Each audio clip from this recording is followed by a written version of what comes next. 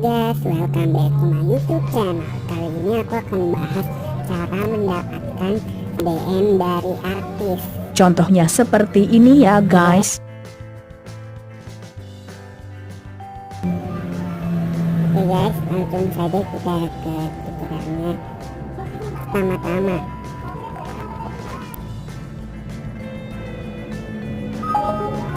Pertama-tama kita harus mempunyai 2 akun dulu.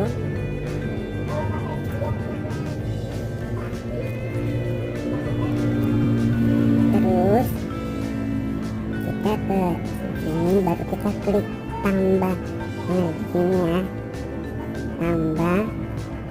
Baru itu kita ke akun yang pertama tadi, ini kan.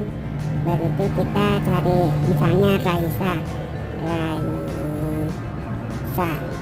Baru itu kita tulis di sini pesannya, halo. Baru kita kasih love.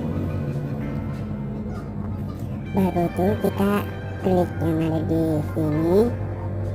Baru kita pencet. Baru kita tinggalkan percakapannya. Tinggalkan. Baru itu kita kembali lagi di akun satunya tadi.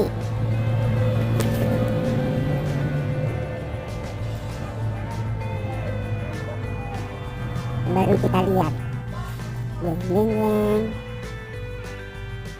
itu guys, tapi kalau dibuka dia tuh akan beda, yang chat malah akun yang tadi satunya.